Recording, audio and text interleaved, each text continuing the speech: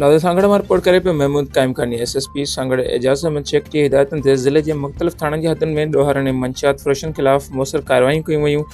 SHO खिपर रहम हुसैन वासवाणू गश्त दौरान फुर्जे इरादे सां बीठल 2 शकी जवाबदार वाहिद समेजो ऐं पुनल शर खे गिरफ़्तार करे संदन कब्ज़े मां टीटी पिस्टल ऐं कुहाड़ी हथ करे वरिती आहे, जॾहिं त संदन 2 साथी फ़रार थियण में कामयाब थी विया।